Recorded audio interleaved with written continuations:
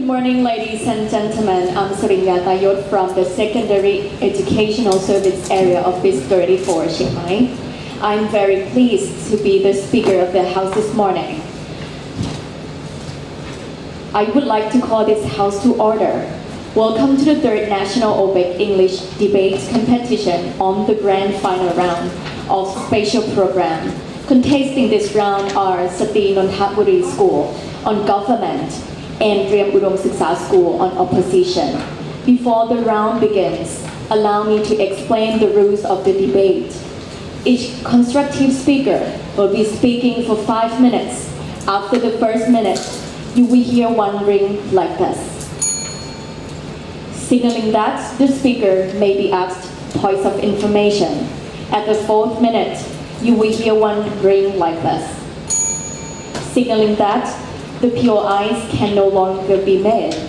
At the 5th minute, you will hear 2 rings like this, to indicate that the speaker's time is up. At 5 minutes and 20 seconds, you will hear 3 rings like this. As a reminder for the speaker to conclude his or her speech, reply speeches last 3 minutes and are protected speeches. Hence, no POIs may be asked. The motion on the floor is this House would abolish ASEAN's consensus approach to decision making. Without any further ado, I would like to call on the Prime Minister to open the debate. Please welcome.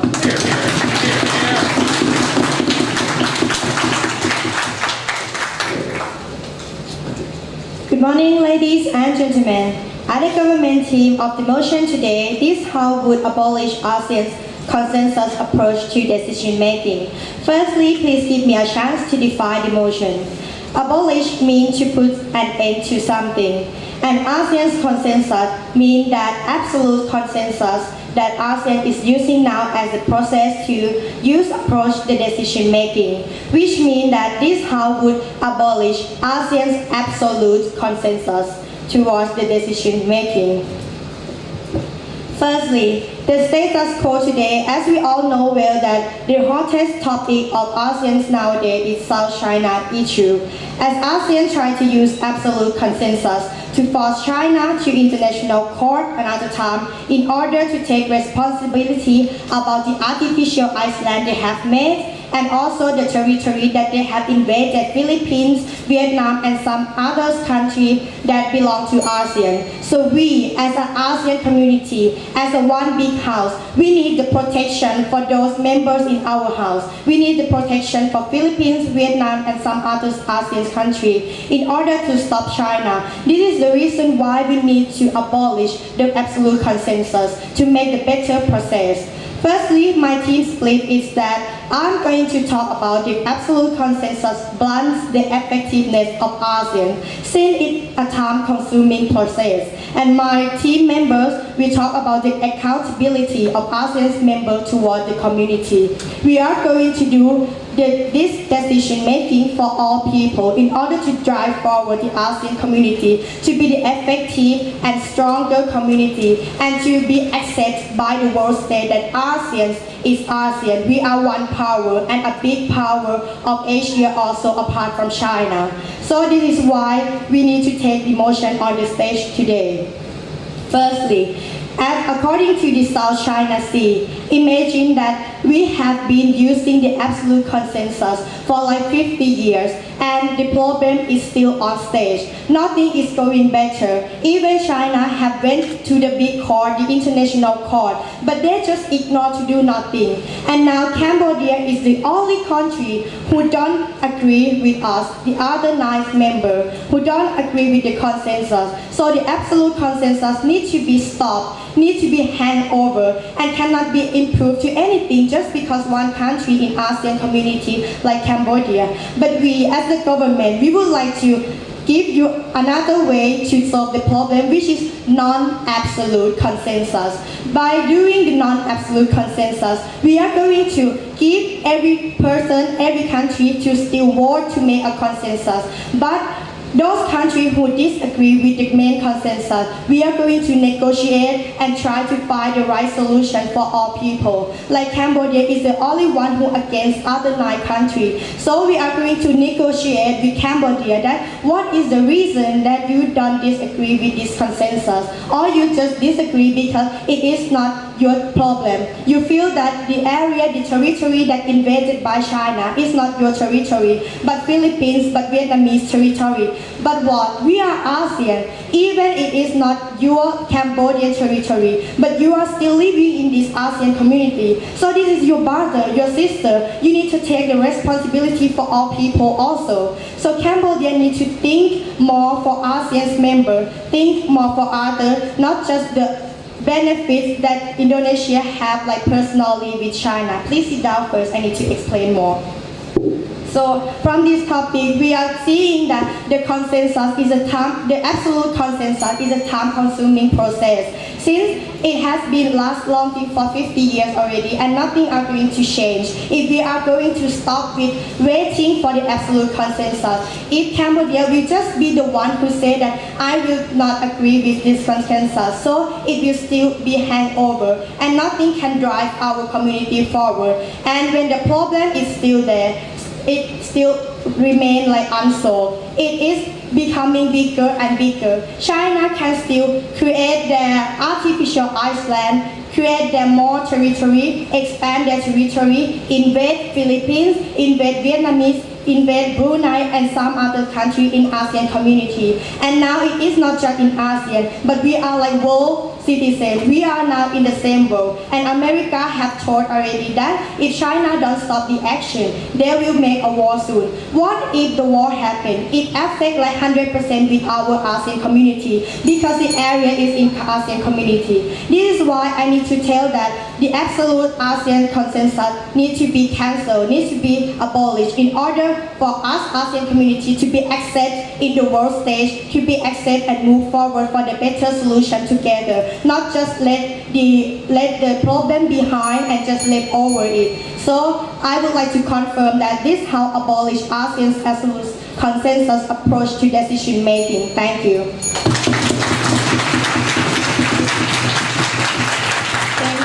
Thanks to the Prime Minister. The speaker spent 5 minutes and 30 seconds. And now, I would like to recognize on the Leader of Opposition to open the opposition's case. Please welcome.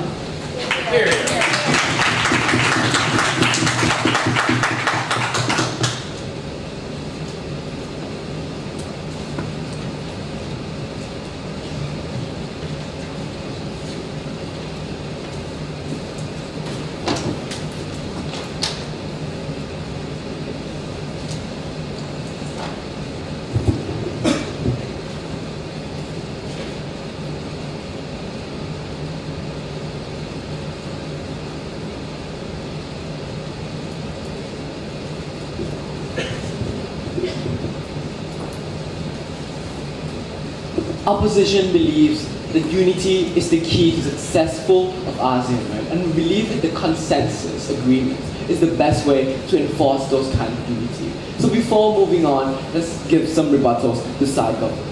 Side government came up and said how consensus is going to be blunt effectiveness of ASEAN decision making, promising will be first explained by the first speaker, right? No mention of that in her speech, right? And even if so, we tell you why it's not going to be effective, like they said in the end of the day. This is the reasons, right? Leads to the second rebuttals on how the conflict of South China Sea, right? What they're saying is that what they're trying to say is that they are forcing Cambodia to change their mind, to change their attitudes, to co-work with those ASEAN communities, right? Without caring if that there's a problem with Cambodia existing in the first place, right? There could be that there are problems about Cambodia being over-dependent with China, right? And what they're trying to do is neglecting these Cambodian problems and trying to save another countries without actually caring for Cambodia again. So what they're trying to do is making themselves sound good by caring for other countries, but not caring for Cambodia in the first place at all, ladies and gentlemen. Sit down, please. And what we try to do is break this over-independent chain and therefore make ASEAN become a better community as a whole by consensus, right? And as I'll explain later why the majority rules is a problem, something like that. So two things to be proven in today's debate. Firstly, about how ASEAN's consensus eventually enforces unity will be the point spoken by me. And the second point is about how bargaining power still exists and the protection of all those countries still exists, which will be spoken by my second speaker under my side. So let's give about the context of ASEAN to begin with. We tell you that the ASEAN regions joins together because of these consensus agreements in the first place, right? And we'd rather have it maintained in that way because these countries join as an incentive to join ASEAN in the first place, these consensus, right? So let's give characterizations of the context of ASEAN to begin with. ASEAN is a community which is intergovernmental. We think it's a problem that to begin with, before joining ASEAN, these countries are rivals to each other, right? They compete each other economically and politically. And we see that ASEAN's consensus agreements are the only incentives to be there for these countries to join together for bargaining powers. That's why they join together. And unlike European unions where there are also incentives as well. And this leads to my first arguments about how ASEAN's consensus eventually enforces unity. On the first level, we talk about how unity is going to be formed under our paradigm, right? We tell you unity is a very vital part of ASEAN's community. Because the core principle of ASEAN that's going to be effective is this kind of unity working together, stepping forward together. That's what we drive for, right? And to the second level, we tell you it's very exclusive to these countries. Because ASEAN is the region, I'll take you after this, it's the regions where there's a problem in the first place, and we tell you that it cannot, state sovereignty is the thing that's most important in these kind of regions, and therefore should not be violated or infringed. How would you say that unity would drive us together when Cambodia disagree with the ASEAN consensus, like they take the advantage from China? We'll talk about that in further on my point, right? So to move on, what I said before about how ASEAN consensus eventually enforce unity and making it step forward, right? We tell you that there's a problem when a country denies certain agreement or denies certain policy. We see there's a problem with such policies, right? And what we're trying to do is that when there's consensus agreements, those countries then can work together to find the best solutions rather than majority rules, right? What they're trying to do is majority rules. Majority rules is rather forcing an authoritarian order over certain countries who are not ready, right? And we're not okay with that. Why so? We tell you on the third level is that a consensus is going to be more compromising to those countries in the end of the day. Because there are still countries in these regions who are not ready for certain policies. For example, policies involving ethnic minorities or indigenous population in Southeast Asia, right? We think these are the problems that every country needs to agree on it rather than majority rules that rules over or giving authoritarian order over certain regions, right? We tell you that over then, when we come with certain agreements rather than majority rules, these countries can then work forward together, step forward together, and become a community as a whole, working for those kinds of unity, and therefore we're proud to oppose. The speaker spent 5 minutes and 4 seconds. Thanks to the leader of opposition. And now I would like to invite the Deputy Prime Minister.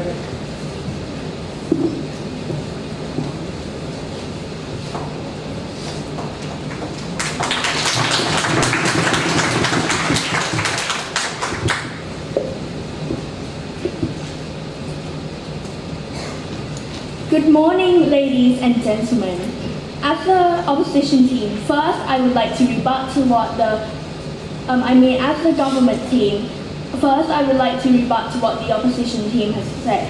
Their first argument is that they support unity. ASEAN has a principle that supports unity, but in their argument they never clearly said how.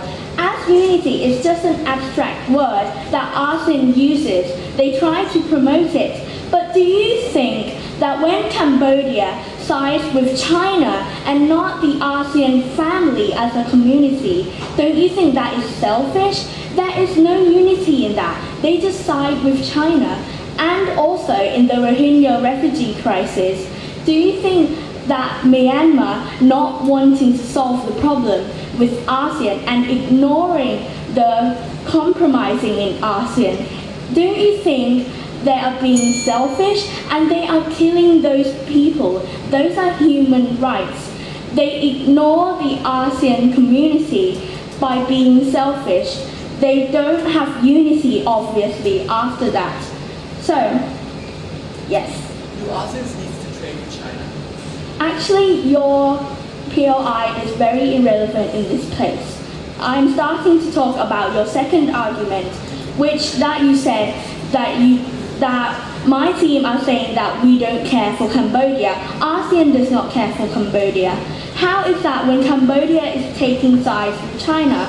They are saying that we don't care because of the consensus. But my team are saying we should develop the consensus and make it a non-absolute consensus. I would like to compare between absolute and non-absolute consensus in my argument right now.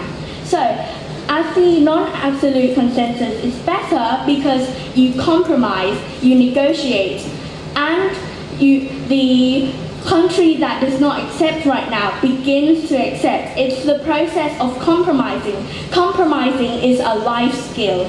You need it. It's a basic necessity to get along with your community, to know how to be civilized with people.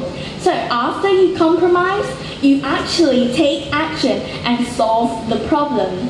The problem will still be alive if you use an absolute consensus. Why? You take the time in negotiating and compromising with these countries. No, thank you.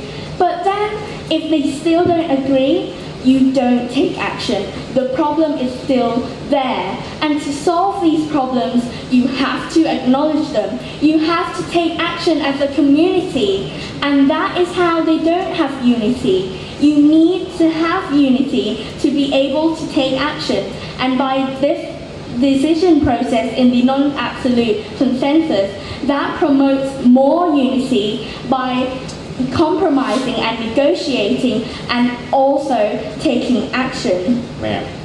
Yes. So your model of perpetually negotiating actually also promotes inaction. It doesn't actually do anything also. So why you don't see any benefits from your model whatsoever? No, actually, that is the model of the absolute consensus.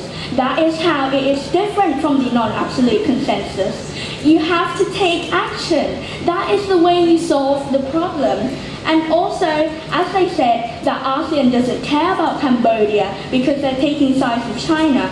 Cambodia, we shouldn't consider that Cambodia isn't considering ASEAN. They are one country against 9 other countries. Do you think that is equal to the 9 other countries that are not taking sides with Cambodia? And the problem is still there when only one country holds back. The one country holds back the development of the whole community. How will that lead to development? How is that unity? You cannot promote that when this country doesn't want the others to gain more development, to gain more benefits also as a community. So as Cambodia is holding back, they do not consider the other countries. And as I mentioned earlier in the Rohingya refugee crisis, Myanmar is also holding back. That is another hot issue in the days now. So they are ignoring the problem. They are killing the Rohingya people. They do not acknowledge that these people are in their country. These people are part of their country. They kill them. And these Rohingya people evacuate and escape to the nearby countries. Now that is why this problem is globalized. It is important to the nearby countries too. So now these countries that are holding back should think that the community is more important than themselves. Don't you think that it is selfish to I don't have a problem with this. This is my viewpoint. Why don't you consider me too? But that country should consider other communities too. Proud to propose. Thank you.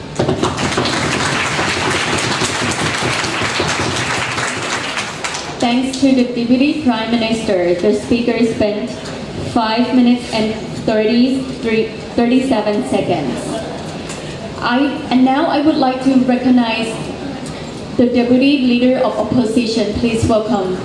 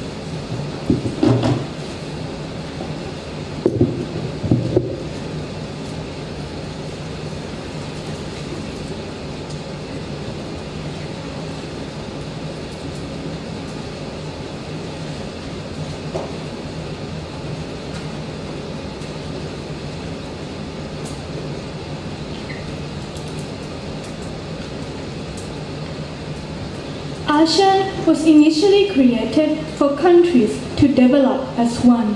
That's why we believe that when we're moving forward to something, we're going to move forward as one. Before moving on to my argument, let's look at the thing that the government does that goes exactly in line with our principle. Their model. They say that the majority is important in order to move on, right? But what they're actually doing is to kind of not pass the policy of majority yet until we go negotiate and make them agree with us. So basically, they're not doing anything and they cannot do anything either if that country still doesn't agree with them. Now let's look at the problem of negotiation and why it won't work in the first place. On the first level, right, the message is going to send to ASEAN. Firstly, we tell you that you can't know the real reason in the first place of their super waiting about find out first whether they're actually doing it for themselves or doing it for ASEAN or not, right?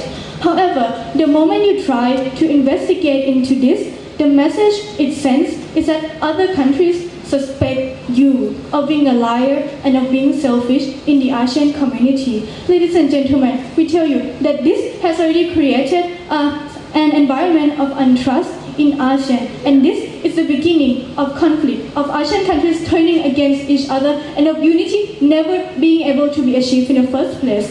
On the second level, right, the outcome of negotiation. Firstly, they have never even talked about effectiveness of negotiation in the first place. However, they have to prove that if these countries are determined to choose to not agree, it's not an easy decision. It has to process of talking through with the country already. So we believe that no amount of negotiation is going to change their mind in the first place. So ASEAN turned into a vague organization of endless negotiation and not doing anything. Yes? Negotiation to make better understanding between neighbors because we have chance to exchange opinion. Okay, so maybe they understand that you don't agree. They're going to still go with what they want to do anyway because they believe it's better for their country. Moving on. My first argument, before moving on, my first argument is about how compromising is better than forcing. So, on the first level, right, we're trying to go for consensus. With consensus, countries can choose to opt out of a policy if they think that they're not ready for it yet. So ASEAN is sending a message to these countries of compromising. If you're not ready, we're going to wait for you first.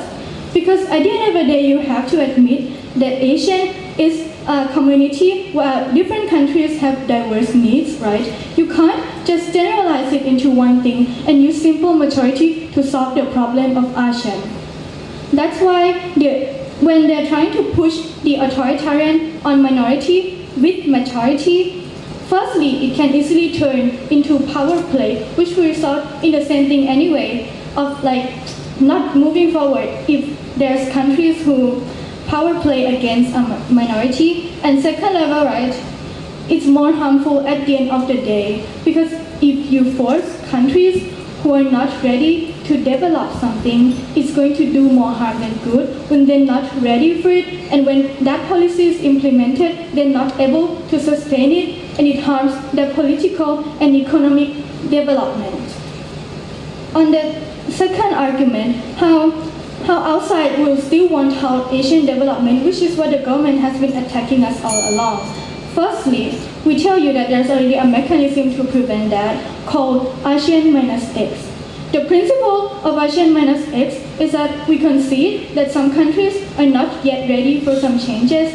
So, if you're not ready, the consensus will still pass, but you don't have to sign it yet. We'll wait for you with an ASEAN minus X, and the moment you're ready, you can come back and agree and sign it later. So, the countries who can benefit, the 8 countries out of 10 can still benefit from the consensus, but the 2 countries that are not ready yet are not harmed. In this way, we are also developing, we're also uniting. Although we're willing to bite the bullet that this unity is a bit smaller because 8 out of 10 country and 10 out of 10 country, 10 is better, right? But even if it's 8, it's a smaller unity, but it is unity regardless. Third argument, ASEAN bargaining power will still exist in our paradigm. This is the exclusivity. Because ASEAN can keep unity, the reason why ASEAN can keep the interest of the world in the first place is because it has consensus. It promise stability to the world as an interesting trade partner. Without unity, ASEAN is a shaky organization that is not worth the interest of other countries. This is going to be a risk that will break the capital, the bargaining power, and in the end, break ASEAN one day, because bargaining power is what keeps ASEAN together. That's why we're very, very proud to oppose. Thanks to the Deputy Leader of Opposition. The debater spent 5 minutes and 36 seconds. Now, I would like to invite the government whip to conclude the government's case. Please welcome.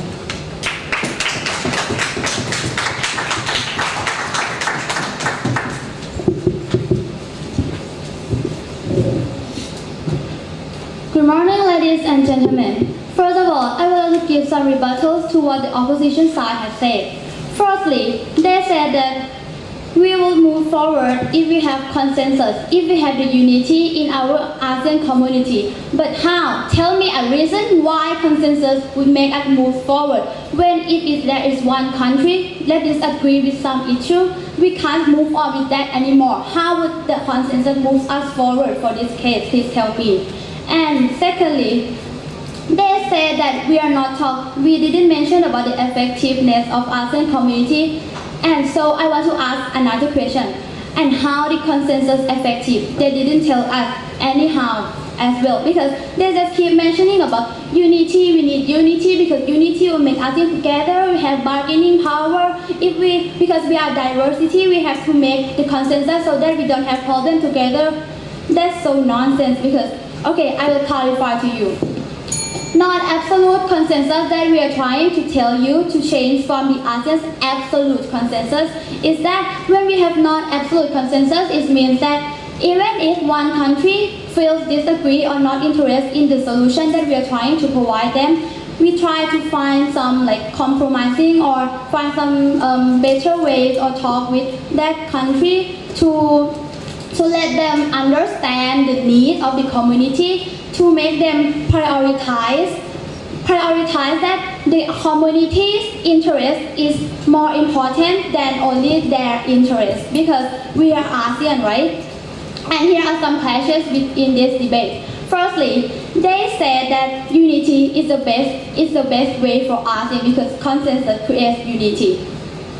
But my team already tell you about how non-absolute consensus would create accountability of the ASEAN countries towards the community. How? Like my second speaker said about it, South China Sea dispute and the Rohingya. We have proved to you that the absolute consensus may make some ASEAN countries use this way as to ignore, to not acknowledge the problem that may affect to their countries. Like Myanmar, they may not acknowledge the Rohingya problem because they don't want to have punishment or they don't want to be accountability for that such a problem. Why there's such a problem is that human rights is a big problem because it's affecting many countries, right? The Rohingya people are so many. They are trying to have food, they are trying to live their life because they're coming into the border of Thailand, they're coming to the Gulf of Thailand and to many countries. It's causing problem. But Myanmar, only one because it's causing that problem is ignoring the group of people. They don't have accountability for this problem by just using the absolute consensus to say, okay, no, I don't want to talk about that. And that problem just hung up and it remains there. The Rohingya people still going every day is still, because they reproduce, they are influx into many countries. And that problem still remains. So how will consensus solve this? Please tell me how. And next, they say that they have the ASEAN X like policy that if some countries are not ready for a policy or an issue, they can just wait for that country to be ready. Oh my gosh, we are ASEAN, right? We have to give and take. We are brother, sister. Are you selfish to wait for yourself, only like one or two countries to be ready and for the whole of the ASEAN to move on? Only one of you. How would you do that? And our team had just said from the first speaker that the consensus bans the effectiveness of ASEAN, and this is why, because when only one country pull back, no one can move on. Like, to be more clarified with the South China Sea, the Cambodia, they take side with China, and now China is trying to invade the territory of ASEAN. They invaded already some part of the Philippines island in the Spratly Islands, and they are they want all of the South China Sea because it's very important to them, to their trading, to their wealth, and to remain their powerful of China. But how would that affect to ASEAN? We will lose our territory, we will be lobbied by China, we will be they will come to control our community, because if we have absolute consensus, we absolutely cannot do anything about this problem, because we have to wait for such a Cambodia to be ready to move on this such a problem because of the ASEAN X policy of the opposition side. So, in order for us to move forward, to be a strong and very good community, we have to give and take. We are living in the world that is not only yourself. Please don't look at the world from only one perspective. The world is very round. You have to look at other people too. And they keep saying that ASEAN has diversity.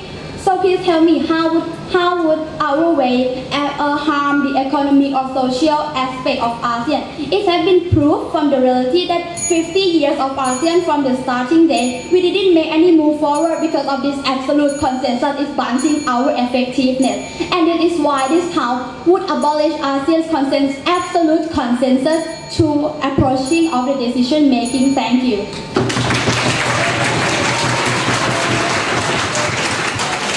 The debater spent 5 minutes and 48 seconds. I thank the government whip, and now I would like to call on the opposition whip to conclude the opposition's case. Please welcome.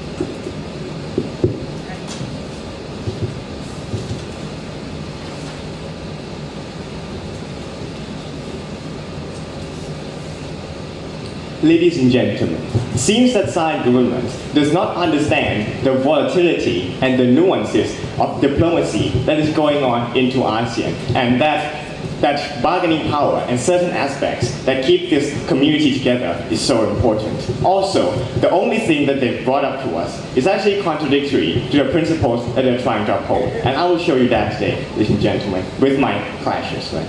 So, The only thing that they've said to us is that they're going to go and negotiate, somehow get somebody to agree to that, right? We're going to deconstruct this argument one by one. First clash, who is actually more mindful of these region's problems and actually working to solve them? So let's actually look at what our position has come up with. They told us that our consensus method is ineffective, and in lieu of that, they are going to have negotiations until someone agrees with that. Still, we have not heard from them. How are they actually have this agree, right? Because negotiations already exist in our status quo. Most of the things that they said already exist in our status quo. We're also doing it too. So you don't see that one, why is it mutually exclusive, and two, what mechanism they're going to have to actually have these countries to agree, right? Because overall, it seems that this is going to go on perpetually and forever, right? Furthermore, we see their problems in their own words, right? They say that we should not look at the problem from one perspective. And we have to give and take and compromise, right? We will use their words against them, right? So let's see what is going on here. What they're trying to implicitly tell us is that they're going to have a country's mindset. They're going to force a country's mindset. They think that a country's mindset is justified to force another country to agree to that, right? And that already goes against the way of trying to solve the problem, right? And they gave us the only example, and they keep coming with this, about how Cambodia is disagreeing in this issue of South China Sea. It seems that they are not mindful enough of the problems, right? It's even more selfish and unity-destroying when you ignore Cambodia's problems of over-dependence to China, right? When you enforce this joint communique denouncing China's actions in South China Sea, you are not actually aware how Cambodia is suffering because China's cutting and doing all it can to make Cambodia suffer, right? So instead, what we're trying to propose to you is that when this consensus, when Cambodia does not agree with that, we look into it, right? Like they do. But instead, we actually see the problems of this over-dependence and we actually solve the problem. We actually get it done. Our consensus method actually helps people to agree to see the further problems in that region, right? And On that point, sir, yeah. well, our method also helps people to agree by negotiating. But it is different from your method because we actually take action. By your method, you don't take action if they don't all agree. How are they going to take action exactly? All talk, no do? They have 3 speakers. They haven't actually told us how they're going to take action. Negotiation is not a panacea. You can't just talk somebody into agreeing with that unless you're some kind of wizard that can actually take over people's minds, right? But we actually solve the little problems with each country and eventually get them to agree to actually move on together, right? Without actually riding roughshod over them in the first place. So again, we actually do better what they cannot do, right? Second clash point on who can keep this region together. This is where bargaining power and everything comes in. As we first stated earlier, right, bargaining power is important and sovereignty and all these powers are important for ASEAN because they're not like other organizations, right? The only thing that keeps this organization together is state sovereignty, right? It's about being together, bonding together, and not actually violating the other state's sovereignty. That's the principle of ASEAN, right? And we think that this consensus method is actually the best to actually keep this principle intact, right? And keep this cooperation together in order to maintain bargaining power and actually move on with the region, right? While on their side, they're just going to impose mindset, right? They're going to make all the countries paranoid about another country taking over control of another country, and they're going to make the cooperation of the region as a whole, and that means that ASEAN's going to break down. They're not going to have any bargaining power at all, right? So finally, let's look at our worst case and best case scenario. In our worst case, gentlemen, our collective decision making stalls, right? But still, unity still exists, and unity is most vital because you still have this bargaining power in terms of economics and all those facets of ASEAN, right, still remaining, right? And it indicates that some issues exist, for example, with Cambodia. But in the best case, even if we have for some magical reason that these countries agree, right, we ignore those problems completely, and the countries still suffer. ASEAN breaks down because these countries, at the end of the day, they see that ASEAN is not beneficial for them, and it's just a tool for some countries to control another country, right? And because these proposition actually breaks down the ASEAN itself, we see why this motion should fall. Thank you.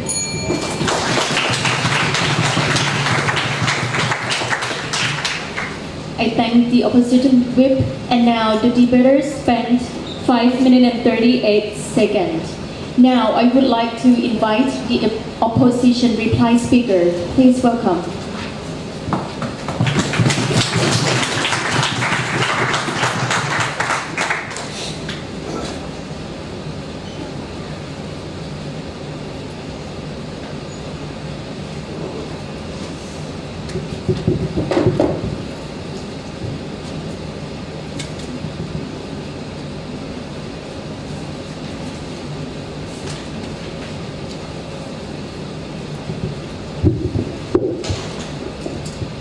Opposition tells you from the beginning of the debate that ASEAN was the regions created for countries to develop as one. That's why we move forward as one. That's why we need this consensus to create and enforce this unity to move forward together, right? 3 questions remaining in today's debate. First of all, whose model is more effective? Secondly, who forces better unity in the end of the day? And thirdly, what kind of message who sends better on both sides, right? So first of all, whose model is more effective? We tell you that opposition model is actually more effective in the end of the day. Why so? Government came up with this model of non-absolute consensus, right? What they're trying to do is negotiate to the point where every countries agree, right? First of all, response to that, there's no clarification, no analysis to whatsoever how these countries are going to come to an agreement in the end of the day, how long it's going to take, and what they're saying is that their model is going to be effective because it's fast and all those kind of stuff wouldn't actually happen under their paradigm because they have not proven us how they are going to agree in the end of the day. And there's no point of perpetuate negotiations to the point where each countries come to an agreement. In the end of the day, conflicts of interest still exist under their paradigm, right? And therefore we see that's problematic under their case, first of all, right? And we tell you that our case is actually better and is more effective.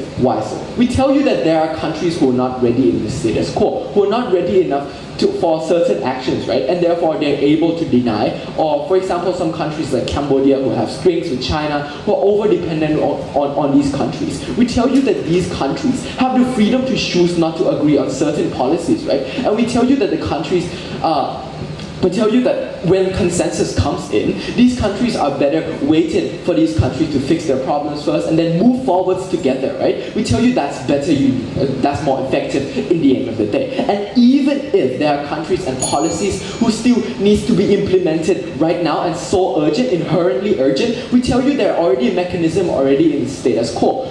A second speaker talk about ASEAN's minus X, right? There are mechanisms used for countries there are poor countries who are not ready, then they can choose not to join and their own freedom of will, and therefore the rest of the countries can still move forwards, and those are the decisions that are freedom of will, rather than that side who are going to force every country to follow on certain whatsoever dreamy negotiation who in the end they'll never come to an agreements, right? Second question, who forms better unity in the end of the day? We tell you that side governments actually violate sovereignties. That's what the point we've been pushing towards the debate. No response coming from side government, right? We tell you that when you force certain something on each country's totalitarian certain something, right? We tell you that risk of internal conflicts, and that's very problematic under their side because it leads to, in the end, destroy unity in the long run, and will in the end destroy the community community of ASEAN that we love so much, right? And we tell you to incite opposition. We tell you unity is rather voluntary, right? If you don't want to join, fine. We can wait for you till you're ready, and then we compromise you, and then we step forward together and improving these communities, right? Third question, what kind of message that is sent to the society? We tell you that government keeps claiming us that at least they're doing something, at least they're condemning China for their own fault, right? We don't think that's going to happen in the end of the day. Why so? Because they'll never come to an agreement in the end, right? And therefore, we take this debate because ASEAN is a community that we love. Thank you.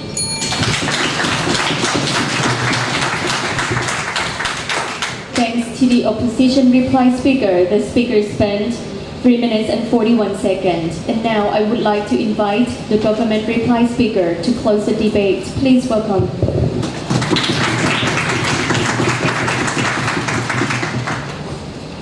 Well, ladies and gentlemen, to answer that question, what we have seen is just talking about the abstract unity that never happened in ASEAN. We have been waiting for decades in order to solve the South China, but because we are waiting for the absolute consensus, that's why we are just stepping on the floor at the same place and not moving any further, because we are waiting for this abstract unity. Creating a unity doesn't mean that it needs to become from 100% consensus, but non-absolute consensus will make us negotiate, make better understanding between each other. For example, Cambodia, you need to learn to be both giver and taker, not just care about your benefit in order to take good advantage from China. You need to think about community that you are living, which is ASEAN. If Cambodia don't try to sacrifice themselves, sacrifice their own advantage, how can Cambodia call themselves that you are in ASEAN's community? You are not belong to ASEAN community if you're just thinking about your own advantage. This is how the non-absolute consensus will move on, because non-absolute consensus will allow the thing to move on to active. Even the solution is good or bad, at least we take some action, we try some action to move forward, and then we try to solve solution quicker. Because if a doctor tell you that you have a disease, will you wait until that become a cancer and you cure it? Or you will kill it now? Even it will not be like 100% healthy, but at least you try to cure your life. You try to save your life as soon as possible. So this is how non-absolute consensus will work out. So moreover, as my team have already proved that non-absolute consensus, we never say that we are going to leave the country behind. We never say that we are going to leave the minority behind. But we have said that we are going to talk and make the better decision, make a better understanding for all people in ASEAN. Unity is just the abstract word, and we need to accept in the reality that we all know well that in ASEAN, nothing is unity at all, because we are just afraid that we are losing our own benefit. So if we are afraid that we want to lose our own benefit, we will just say that I won't agree with this consensus, and then the problem will be left behind, the problem will be handed over, and no one coming to solve that. And what this small disease become a big cancer now. You can see obviously from the South China topic, right? It has been like this for 50 years, and you have seen that it is going on. ASEAN might break over. We will not be one unity, as the guy have said already, because China, the one who take over us. China will be the most powerful power to control the ASEAN, because now Cambodia lets China control. And what if we are still doing this will not be happen. This problem will not stop, but it will become bigger and bigger. So we have to say that don't stick with just the abstract first goal that we have to be unity. Being unity doesn't mean it has to be 100% consensus, but finding the most effective way in order to drive our community forward. So I think that this how would abolish ASEAN's absolute consensus approach to their decision making, and this is why our side will take this motion home. Thank you.